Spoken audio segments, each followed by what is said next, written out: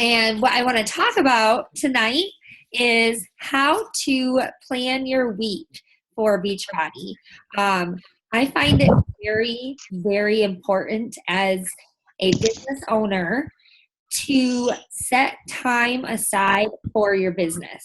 You have to treat this like if you were to, I'm going to just mute everybody a minute just so that it doesn't get all weird.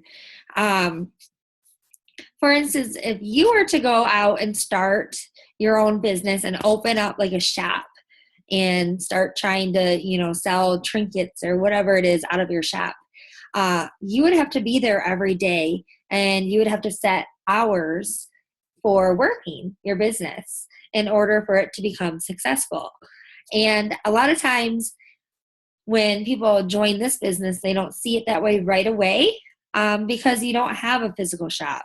And we want it to be easy. We want it to be like, oh, I just messaged two people and they're both ordering. But it's, as you know now, it's really not that easy. So it's really important to be able to set your hours for your week ahead of time. I like to do that on Thursdays, or at least now I have kind of set hours that are there every week because I do this full time. But when I was working, I would every Thursday look at my next week because the pay week is from Thursday to Wednesday in the Beachbody world. So I would look at the next week and see what I had going on and where I can fit in my hours of business. And a lot of times I would talk to my husband about it too and make sure that we were on the same page. So he knew, don't schedule anything during these times. If I need help with Cecilia, you're going to have to pick up a little bit of my slack there. Like right now, before every team call, I just remind him every Monday, tonight's my team call. So she's in bed, but if for some reason she wakes up and starts crying, can you please go help her because I'll be on a call. And we have this communication that's open, and that's huge, especially if you have a significant other or family. They need to realize that this is your business. I know when I first started, Anita and I were friends. Well, we weren't friends. She met me on MyFitnessPal. She invited me all the time. I kept saying no. And she had this free Turbo Kit class. So I started going to that. And then we became friends before I joined. And we were both training. She was training for a 5K and I was training for a half marathon. So I remember one day calling her. I had Fridays off. My mom had Cecilia on a Friday and she was home with Eric and Scarlett. And I remember calling her on a Friday morning and be like, hey, you want to go for a run? I have the day off. And in my mind, I was like, oh, she's going to say yeah, because, Eric is there. He can watch Scarlett. She didn't have a job at the time, so she could work Beachbody at any time. And her answer to me was, well, I have a time block from 8 to noon where I'm working on Beachbody, so I can go after noon. And I was like, oh, well, my mom has Cecilia until noon. And it just was like, oh, she said no because she has to work. Oh, and it just clicked. I was like, okay, she has this, she's working, and so you need to be able to do that. You need to be able to say no to your friends on your work hours, or no to other things like your favorite TV shows, and whatever it is that you like to do in order to set time aside to work. And you have to make it a priority. And sometimes it sucks, but it will be worth it, I promise. I made this worksheet, so I'm going to screen share with you guys. And actually this one. That I used to do this on my own and it wasn't so fancy and cute. And I'm like, oh, I think I'm gonna have a whole bunch of these printed out at like Staples or something because I kind of like them. But so every Thursday is a good day to sit down. You can use this worksheet, but if you don't want to print off anything, you can use a notepad. You can use whatever you want. But this is just a visual I made for you. And write down your hours. So it's that simple. Write down your hours. I like to schedule at least 1 hour time blocks. When I was working full time, I would work 1 hour a day, Monday through Friday. Well, Fridays I had off, so I'd do a couple hours. But on the days that I was working, I would do an hour. And then on Saturday and Sunday, I would usually get like 3 to 4 hours in. I would set up whole time blocks. And that was important because I wanted to leave my job. So I made sure to work a little bit harder. But just look at your week ahead and figure out, if you know that you're going to go out for a friend's birthday on a Monday night for dinner, then you want to make sure to wake up an hour early that day and get your power hour in, or do it right before dinner. Figure it out so that it works, but don't be skipping a day. You really need to do that, like I just talked about. So fill in your hours. And then the next part is goals. I love to set goals every week. And your goals should make you nervous. They should make you a little uncomfortable, but you don't want to set them so high where they're unreachable, especially because it's just a week out. Set your big goals for a little bit farther out, but your short-term goals should make you a little bit uncomfortable. So we talk about all the time having 3 invites a day. So in the course of 7 days, that would be 21 invites. So for invites, you could write 25, or you can make yourself a little bit uncomfortable and write 30 to 40 in there. And a couple days during the week, get a few extra in there and just see if you can hit that goal. I always set it just a little bit outside of your comfort zone and then hit it. Just hit your goals every week. There is something psychologically pleasing about setting a goal and hitting it. So if all of your goals are always so far out there that you can't hit them, you're going to feel like you're failing over and over and over again. So if you set them just a tad outside of your comfort, just like if a lot of us have had babies or we have been around babies. And when they're learning to crawl, I don't know about you, but I know our family, I've done this so many times. You always take a rattle or their favorite toy, something that they love, and you set it just outside of their reach, just enough. And then sometimes they'll move a little bit and you'll move it just a little bit farther, but it's enough for them to say, oh, I can reach that as long as I work hard at it. You're doing the same thing with your goals. Setting them just outside of your comfort zone so that you reach for it, you hit it, you feel excited. So next week you might set it a little bit farther outside of your comfort zone. And before you know it, you're going to be hitting goals that you used to think were impossible. And that's the goal for weekly goals. So invites, 21 would be 3 a day. So if you want to push yourself, go for 25 or 30. To start just a little bit outside of your comfort zone. Or if 21 is outside of your comfort zone, leave it there until you're comfortable with it and then move it up. That is up to you. Follow-ups, same thing. You want to make sure that your follow-ups are pretty equal to your invites.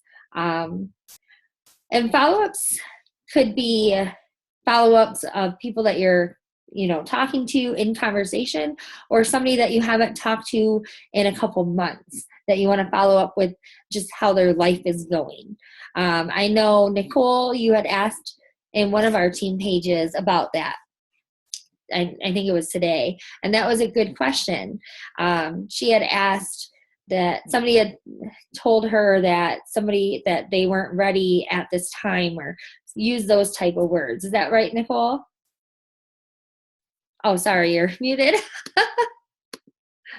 What he said, there you go. Yes, now you can talk. Sorry. Basically, what he said was, "Don't call me, I'll call you," sort of thing. I'll get a hold of you when I'm ready. Is what? Yes, and you'll hear that a lot. Perfect. And so what everybody was kind of sharing with her, a lot of the coaches, and what I agree with, is follow up with him or her in 2 to 3 months and just see how they're doing. Follow up with life. I have a lot of people on my list. I have a prayer list that I keep going. And those are people that I do pray for occasionally. I don't pray for them all at one time because it would take me forever. There's a lot of people on that list. But when something's going on in my life, I think about them and I pray for them. But I also follow up with them because they're like going through cancer, or their dad just died, or they just retired, or whatever, big things that happen. And I follow up with them. Those are people on my follow-up list, not about the business at all. I care about them. I want them to know that I care. And when we were talking, I was sad for them and I wanted to see how they're doing. So those are follow-ups. Be doing those every day. Those are just as important as invites because you're building relationships. Those people are most likely going to join your team eventually because they're going to be your friend. And when somebody joins your team, they're not joining your team because they want to be part of Beachbody. They're joining your team because they want to be a part of your team. So if you're building these relationships and making them strong by asking them how they're doing in life, then those are the people who are eventually going to join your team. Just takes time. There are some people who are going to join right away, and that's awesome, but some people take a lot of time. Success Club. So these are weekly goals. So if you want to hit Success Club 5 every month, then I would try to hit Success Club 2 every week. That would bring you to 8, actually, which would be cool. And if you're at 8, then you might as well shoot for 10 because it's just 2 more. So really try to hit some form. Try even just one challenge pack a week. One new challenger is huge. That'll get you to your goals, and it's not extremely scary. So don't be putting a 10 right there unless you're usually hitting Success Club 40, because that's very hard to do. But set it so that this is my goal. This is what I'm going for. A little tidbit of information that I hear a lot in a lot of my personal development. A lot of times for most companies, the ratio is 30-1. A lot of times you'll hear no 30 times before you'll get one yes. So when I was beginning out and setting these goals when I first started, my goals for invites were always 30 because I wanted to get 30 no's so I can get the one yes, if that makes sense. So the more people you get in front of, the more likely you are to have somebody join you. It's kind of a numbers game. Sales. That does not have to be through, I'm losing my words, through challenge packs. That can be through Teen Cycle Bonus, people's residual Shakeology orders, home direct, going through the club memberships that come through. I have a goal that I have to hit every week in order to pay the bills. I have a whole budgeting video. If you guys need help with budgeting, I break it down and I teach you how to break down your own. But I always have a goal, even at this point in my business, when I'm making more money, to cover my overhead. It's only about $155 a week to cover my advertising, my Shakeology, my club membership, my team prizes, like everything that I pay for business. I have it all broken down. So that was always my sales goal, was a little bit higher than that so I could make an income. So that's why I put that on there. And if you need help with that, let me know. I love talking about budgets. It's kind of like a thing for me. So don't be afraid to ask. And then rank. That's something that we're always kind of talking about. If you are a coach and you have one coach underneath you, then a good goal would be to go Emerald, because that would be 2 coaches. It's just one more coach. So if you hit Success Club by challenge pack with a coach sign up, you'll hit that goal.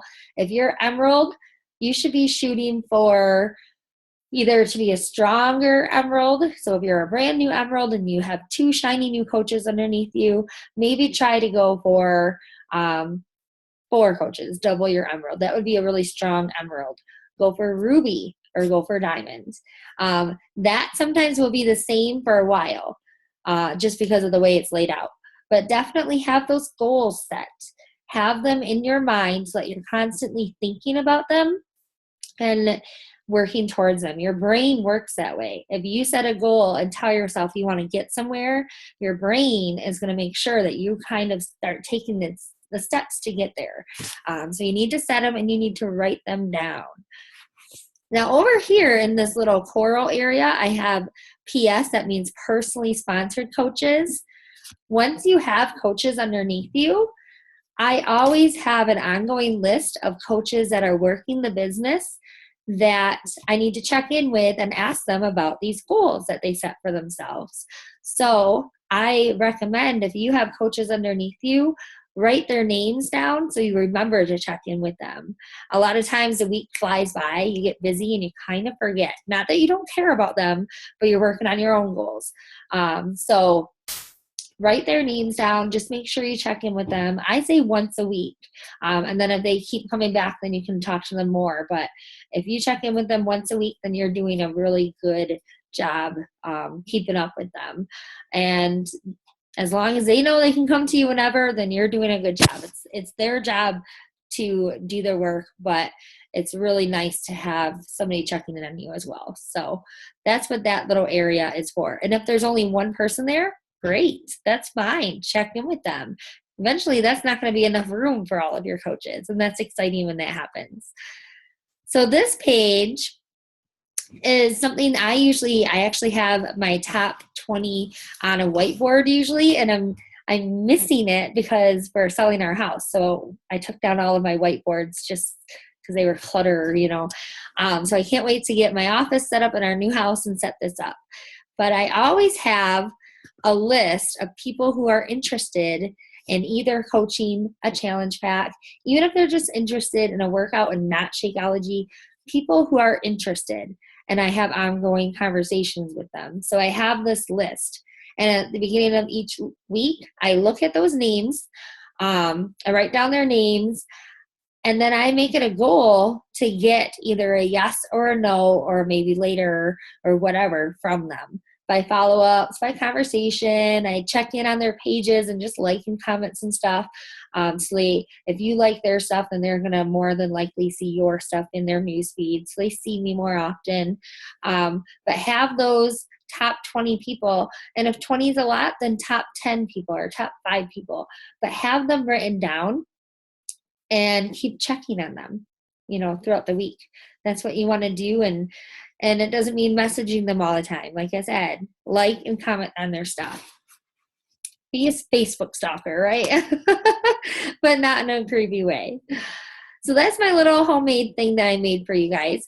I want to also show you how many of you have used the BAT yet that Beachbody gives us. If you haven't, then this is a really good thing. It's awesome to use if you're a pen and paper person. I'm more of a spreadsheet person, so I made my own spreadsheet, and you guys all have access to that in the Motivation Nation. But some people are more pen and paper, and if you are, then this is great.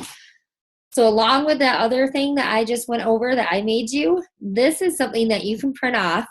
I used to have like a stack of like 20 of them. I would print them all off at once because I would always forget to print them on like Thursday. So they were already printed. Then I would have them.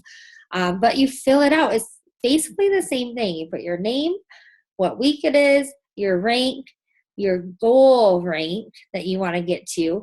What I like about this is it does say date right here. So if your goal is emerald, but in 2 weeks you want to be emerald, then you can put that on there. My goal date is emerald in 2 weeks or whatever, diamond in a month, however you want it. And then every day, this is what I would carry with me. I was a dental hygienist, so I always had scrubs. I would have it in my scrub pocket at work. So whenever I was in between patients, if I had a little bit of time to invite somebody or to follow up or do anything that I needed to do, I would haul my paper out. And if I invited somebody, I would put a tally. I would tally in here. Let's see. New contacts. If I added a friend, I'd put a tally mark. This first one is for goals, and then the rest of them are Thursday through Wednesday. And then if I posted, I'd put a tally. If I invited somebody, I would put a tally. If I followed up, I'd put a tally. So at the end of the day, when I was doing my power hour, I would know how many I did throughout the day already. And that would really help me to see. What's also really good is if you keep these for a month or two, you can look back. You can say, okay, I did really good this week. This 1 week I sold 3 challenge packs and signed up 2 coaches. What did I do that week that was different than now? And Jill, can I interrupt you? I'm so Yeah. sorry. No, We're that's not, okay. thank you. We're not seeing the Beachbody sheet, Oh, you're actually. not seeing this? Okay. Sorry, guys. No problem. Thank Um, you. let me see if I can. Can you see it now? No? Hmm.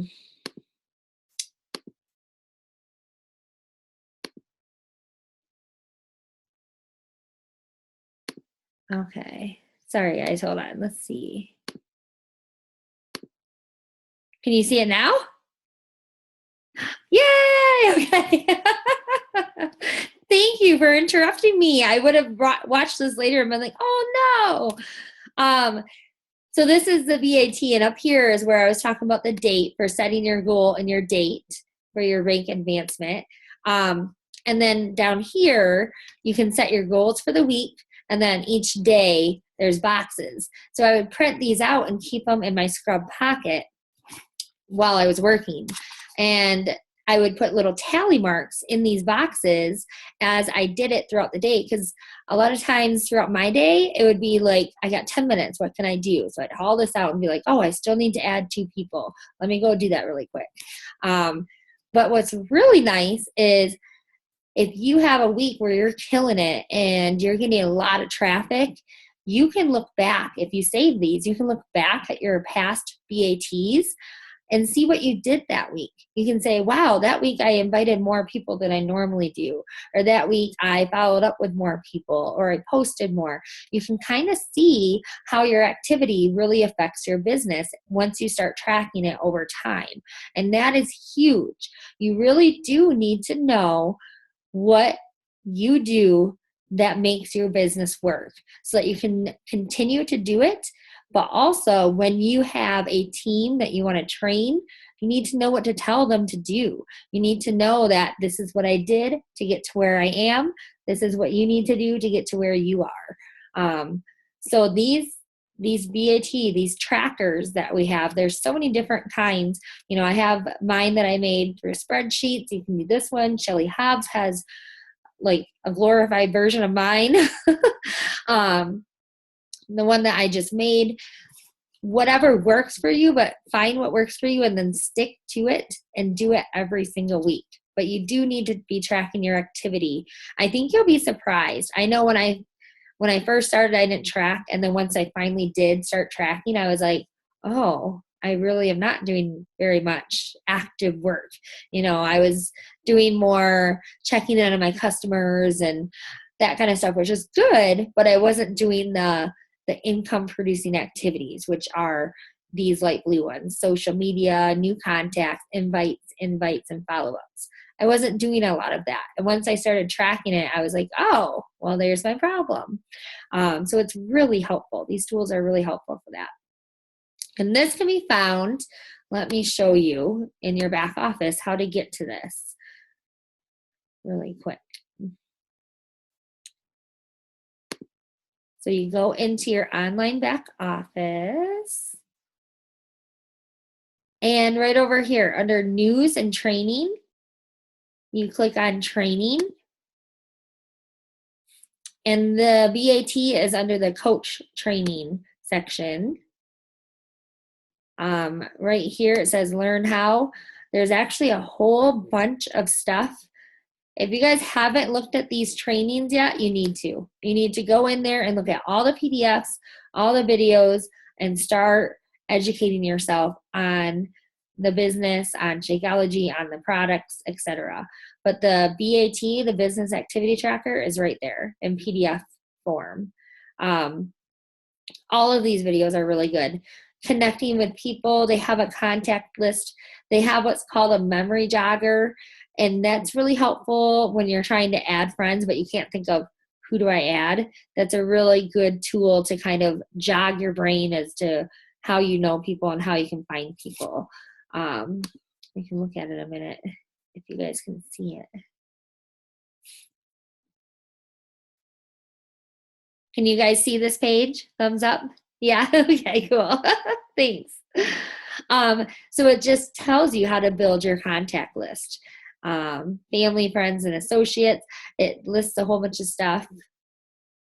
How you can find people outside of those lists, individuals who to like target for interests, other people you might know. It's just a really, really good memory jogger. I still use this.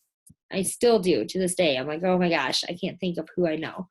So that's a good thing too. So all of that is in the online back office under the training tab and under the coach tab. But look at all the tabs. I like to look one tab ahead of where I'm at. So if you're a coach, you should read all the coach stuff, but then also read all the Emerald and Ruby stuff so you know what to do to get to that spot in your business and educate yourself. If once you become diamond, I'm diamond and I'm a 1-star. So I am starting to do the 2 to 4-star training just because it's one step ahead of where I'm at. So make sure to get familiar with that. All right. So that is everything. I'm going to unmute you guys. What questions? Oh, I see there's some chat. Oh, you guys were telling me that you weren't seeing it. Sorry. A little late to that chat. So what questions do you have? If any. And they don't have to be about what we talked about. Nothing? I don't know right now. I know. Annie and I just talked yesterday, so she's probably like totally out of questions. Yeah, with I'm like, my schedule's so tight, and to like find the time away from the kids, it's like this is the only time right now is when they're in bed. I can like actually focus on anything, without, Yep. So, I built my business on Cecilia's nap times and bedtimes. Mm-hmm. Totally. Right. It's like I feel weird like waking up early in the morning and trying to like connect with people that early in the morning. I mean, is that like how do you like still message them that early, or do you like just figure out who you're trying to contact or what you want to say to them and then send it to them later? Yes, you can message them. I mean, it's on a Facebook message, so it's different. I wouldn't text somebody that early, but if it's a Facebook message or an email, yes, that's totally fine. That's the luxury of email and Facebook messages is you can answer them when it's on your time and you can message on your time. I've never had anybody get mad at me for messaging at a weird time, like 3 o'clock in the morning or anything, so I think it's totally fine. Okay. Yeah. I get worried about that. I'm like, are they going to yell at me? Is their phone going to start going off and wake them up or what? Yeah, I don't think so. Not for Facebook messages.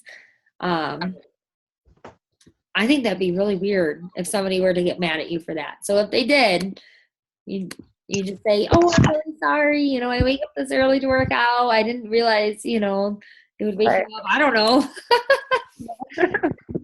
But yeah, it is hard. It is hard working in this business around your kids. It's okay to, Cecilia's bath time, that's a really good time for me to sit and either listen to personal development or check in on my challengers, that kind of stuff. And I'll show it to her, be like, "Oh, look at this person did this today." And she's, "Oh, cool, Mom," and I kind of bring it into our conversation sometimes when I needed to. I don't have to do that as much anymore, but it's okay to do that because you're working to better your life for them, and by not working, you're just prolonging the process of these hours and being away so much. So it's okay to sacrifice a little bit of time right now for what you want in the future. Does that make sense? I don't want to say give up your family time because that's not what I'm saying, but to definitely sacrifice your nighttime after they go to bed. You'll be very happy that you did when someday you could work from home full time. Yeah. You guys, I literally am replacing my income. my hygiene income. I'm making more than I did as a part-time hygienist, and I'm matching what I did as a full-time hygienist. And that's crazy to me. Like, I never, ever thought that would even be possible. So it is. That might seem like it's far away and like, oh, that'll never happen where I don't have to work outside the home, but it can happen. And these hours that you spend at night are worth it. It's really worth it. So yes. That brings up something that I wanted to ask you about, because you know too that I'm employed full time. I have a full-fledged career and very demanding, but I do dream of having time and financial freedom. Yeah. Be able to work from home and build other businesses too is what I like to do in addition to Beachbody. So what I would love is because you are good at this, Jill. I loved the what you taught us today. Thank you so much. Oh, sure. Yeah. Thank you. Yeah, thank you. Would you consider doing something like this on a good way to kind of manage your time when you're working full time? Like how would you block off your time? Like what would you do from, say, if you got up early from, say, 6 to 7 a.m. or something? What would you do from, 5 to 6 or 7 to 8 or whatever? I can tell you exactly what I did because I did it for 2.5 years consistently. I woke up, I got my workout in and my personal development and my Shakeology in the morning. I would take a video, take a picture, whatever, and I would post it before going to work. All of that was before going to work. I would go to work. I didn't get a ton of breaks, maybe 10 minutes here and there, but I wouldn't plan on breaks until lunch. I would give myself 20 minutes to eat and 40 minutes to work. And on my lunch, I would check in with my challengers and I would make a post. Check in with challengers and coaches and make a post. So I wasn't too stressed. That was fun stuff for me. I enjoy checking in with my challengers and coaches. So it still felt like a nice break from work. I would eat and I would post. And usually my post was about what I was eating. That kind of held me accountable to eat something healthy. And then I would get home at 5:30 and I would make one more post about family. And then I would shut off my phone until Cecilia went to bed. And after she went to bed is when I would do my invites and my follow-ups. And then anything else that I needed to do, like create an event page or or that type of stuff, I would do after she went to bed. That was my cycle. Yes. I think that's really good because I'm struggling, like between this call and trying to eat and get my workout in and, trying to be to bed at a decent hour. It's. Yep. Yeah. And you have to pick and choose your battles. If one day, our team calls are always on Monday. And if for some reason there's a Monday that's really busy for you, I would rather you listen to personal development in your car and get the rest of your invites, whatever, done, and then watch the recording a different day than sacrifice something else. It's your business. And you decide when you're going to do this stuff. So there's 3 of you on tonight. Does that make me upset? No. I mean, I wish there were more. However, we're recording this. And I'm just happy that people who want to watch it are going to watch the recording, so it's your time. I didn't make every single team call. I tried. Sometimes I would listen to it. I'd be like in my car on Zoom, not able to really hear and stuff. But I always listen to the recording, always. So if you have to do that, that's fine. Totally. And that's why it's nice to have something where you plan out your hours for the week. Yeah. Let you know. You're like, okay, this is what I'm doing today and what time I have set aside. For sure. Thank you. I loved that. Thank you so much. Yeah. The form, that really fun form that you put together, I can totally envision having something like that on my wall, or I carry it around with me or something too. So it's on the Motivation Nation team page, but where? Not Or- yet. I'll put it on there. Oh, The okay. one that I made. I was kind of waiting for this call because I didn't want people to look at it and be confused until I talked Yeah. about it. But Sure. yes, I'll post it on there for sure tonight after this call. Great. I love it. Yes, thank you. And you know what, guys? I am so like, I can't believe it took me this long to start using Canva. It's Canva, canva.com. That's what I made that form on. I'm like, oh my gosh, I would have been making my own templates for years now if I would have started using that website. So if there's ever something where you're like, I wish I could do this and this, make your own. Go on Canva, it's free, and make your own. It's really kind of fun. And sometimes it's kind of like having a new workout outfit, a new shirt makes you excited to work out. Having a new worksheet might make you excited to do a power hour. So it's okay to be excited about that stuff, and use it just for that purpose only, to motivate you. So, but I'm glad you enjoyed it. I hope it helps you guys. And let me know if there's anything else that you find that you're like, oh, I think if we added this on there, any helpful tips are really helpful. I love hearing that stuff. So, okay. Do you guys have any other questions? We have about 3 minutes left before we get cut off. No? That was really good. Good. Thank you. I'm glad. Yes. Well, you guys have a good night. I really appreciate you getting on. And as always, let me know if you have any questions, okay? Thanks, Jill. Yeah, thanks, guys. We'll talk soon. Bye. Bye-bye.